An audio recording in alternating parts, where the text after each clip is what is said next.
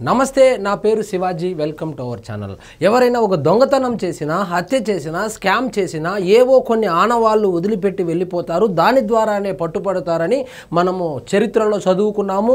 ఈ మధ్యకాలంలో చాలా వాటిలో ప్రూవ్ అయ్యాయి. అదేవిధంగా జగన్మోహన్ రెడ్డి గారికి సంబంధించి ఆంధ్రప్రదేశ్లో జరిగినటువంటి లిక్కర్ కుంభకోణం ఏదైతే ఉందో, తన చేతికి మట్టి అంటకుండా కోట్ల రూపాయలు, వందల కోట్లు, వేల కోట్ల రూపాయలు కొల్లగొట్టేయాలని చూసినటువంటి జగన్మోహన్ రెడ్డి గారు కూడా ఒక చోట అయితే దొరికినట్లు తెలుస్తుంది. ఏదంటే ఆ మద్యం అమ్మకాల విధానాల్లో మార్పులైతే ఏదైతే చేశారంటే, పాలసీ ఏదైతే మార్చారో అంతకు ముందు ఉన్నటువంటి పాలసీని తీసేసి కొత్త పాలసీని అమల్లోకి తీసుకొని రావడానికి అప్పటి ముఖ్యమంత్రి అంటే వాళ్ళు సిట్ అధికారులు విస్పష్టంగానే ఆయన పేరును అనుబంధ ఛార్జ్ షీట్లో కూడా ప్రస్తావించడం జరిగింది. స్పష్టంగా అయితే జగన్మోహన్ రెడ్డి గారి పేరును అయితే ప్రస్తావించలేదు, కానీ విస్పష్టంగా అప్పటి ముఖ్యమంత్రి అని చెప్పి ప్రస్తావించడం జరిగింది. ఒక నెలకు ముందు ఒక ఛార్జ్ షీట్ అయితే వేశారు. అందులో దాదాపు 6 మందో 7 మందో నిందితులుగా కూడా చేర్చారు. అదేవిధంగా నిన్న ఏసీబీ కోర్టులో అనుబంధ ఛార్జ్ షీట్ అయితే దాఖలు చేశారు.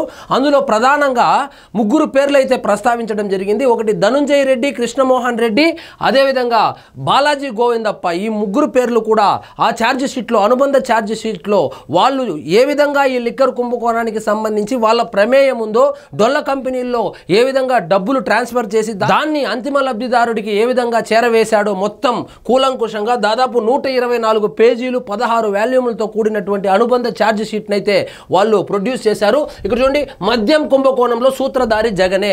వాస్తవంగా ఆంధ్రప్రదేశ్లో చిన్న పిల్లవాడిని అడిగినా చెబుతాడు. ఆంధ్రప్రదేశ్లో జరిగినటువంటి లిక్కర్ కుంభకోణం ఏదైతే ఉందో దానికి సంబంధించి అందరికీ తెలిసినటువంటి విషయం ఏంటంటే, అప్పట్లో జగన్మోహన్ రెడ్డి గారికి తెలియకుండా ఈ కుంభకోణం జరిగిందంటే కనీసం ఎవరు కూడా నమ్మరు. జగన్మోహన్ రెడ్డి గారికి తెలిసే ఈ కుంభకోణం మొత్తం జరిగింది. అందులో ప్రధానంగా మిథున్ రెడ్డి గారు కావచ్చు, ధనుంజయ రెడ్డి గారు కావచ్చు, కృష్ణమోహన్ గారు కావచ్చు, బాలాజీ గోవిందప్ప కావచ్చు, జగన్మోహన్ రెడ్డి గారికి అన్ని విధాలుగా కుడి భుజము ఎడం భుజం అయినటువంటి ధనుంజయ రెడ్డి గారు కావచ్చు, కృష్ణమోహన్ రెడ్డి గారు కావచ్చు, వాళ్ళిద్దరూ అరెస్ట్ అయినప్పుడే వాళ్ళిద్దరూ జగన్మోహన్ రెడ్డి గారి ఆదేశాలను కాదని పనిచేసి ఉండి ఉంటారని చెప్పి ఎవరు భావించలేదు. కానీ ఇప్పుడైతే కనుక జగన్మోహన్ రెడ్డి గారి పేరు విస్పష్టంగా ఆ ఛార్జ్ షీట్లో అయితే ప్రస్తావించడం జరిగింది. మద్యం కుంభకోణం సూత్రధారి జగనే. అనేక నిర్ణయాల్లో నాటి ముఖ్యమంత్రి పాత్ర, మద్యం అమ్మకాల విధానాల్లో మార్పులు ఆయన పనే. ఆ పాలసీని మార్చింది అప్పటి ముఖ్యమంత్రి అని చెప్పి చాలా స్పష్టంగా అయితే చెప్పారు. కానీ పేరును అయితే ప్రస్తావించలేదు. అక్రమార్కుల నియమాలకు తానే మూలం, A2 A3 నియామకాలకు సిఫార్సు చేసింది అజయ కల్లం. అనుబంధ ఛార్జ్ షీట్లో వెల్లడించినటువంటి సిట్ ఆ 3 పాత్రపై అభియోగాలు. ఆ 3 ఎవరంటే ధనుంజయ రెడ్డి, అదేవిధంగా బాలాజీ గోవిందప్ప, కృష్ణమోహన్. ఈ 3 వాళ్ళ యొక్క ఇన్వాల్వ్మెంటు ఎంత ఉంది, ఏమేమి పనులు వాళ్ళు చేశారని ఛార్జ్ షీట్లో చాలా స్పష్టంగా అయితే తెలియజేయడం జరిగింది. అదేవిధంగా వీళ్ళ 3 కూడా కమిషన్లు తీసుకున్నారు. అంతిమ లబ్ధిదారుడికి చేరవేయడమే కాకుండా వీళ్ళు కూడా అంతిమ లబ్ధిదారుడికి తెలియకుండా కూడా కొంత డబ్బులు నొక్కేసి కమిషన్ల రూపంలో దానిని షెల్ కంపెనీలకు తరలించి విదేశాల్లో పెట్టుబడులు పెట్టడము, అదేవిధంగా కొన్ని ఆస్తులు కూడా కొనుగోలు చేసినట్లు కూడా వార్తలు వస్తూ ఉంది. సో ఇక్కడ చూడండి, రాష్ట్రంలో 2019-24 మధ్య 5 ఏళ్ల పాటు సాగిన మద్యం కుంభకోణంలో అప్పటి ముఖ్యమంత్రి జగన్ పాత్ర ఉందని అనుబంధ ఛార్జ్ షీట్లో సిట్ విస్పష్టంగా పేర్కొంది. మద్యం వ్యాపారాన్ని అక్రమ సంపాదనకు రాచమార్గంగా మలుచుకోవడంలో అప్పటి సీఎం ఏ నిర్ణయాలు ఎలా తీసుకున్నారో వివరించింది. ఉన్నతాధికారుల సిఫార్సులకు భిన్నంగా నియామకాలు ఎలా చేపట్టారో వెల్లడించింది. సో ఆయనకు ఎవరైతే అనుకూలంగా వ్యవహరించే వాళ్ళు ఉన్నారో వాళ్లకు పోస్టులు ఇచ్చుకొని వాళ్ళ ద్వారా ఈ యొక్క స్కామ్కు రూపకల్పన చేశారు. అదేవిధంగా ఈ 3,500 కోట్ల రూపాయలు వీళ్ళు ఏదైతే చెబుతా ఉన్నారో దానికి సంబంధించి కర్త కర్మ క్రియ మొత్తం అప్పటి ముఖ్యమంత్రి అని చెప్పి విస్పష్టంగా అయితే తెలియజేశారు. ప్రస్తుతం ఈ కేసులో నిందితులుగా ఉన్న అధికారులే మొత్తం మద్యం వ్యాపారాన్ని తమ కనుసన్నల్లో నడిపించేలా విధానాలను అడ్డదిడ్డంగా మార్చేయడం ఈ కుంభకోణంలో అత్యంత కీలకమైనటువంటి అంశమని సిట్ ఛార్జ్ షీట్లో పేర్కొనడం జరిగింది.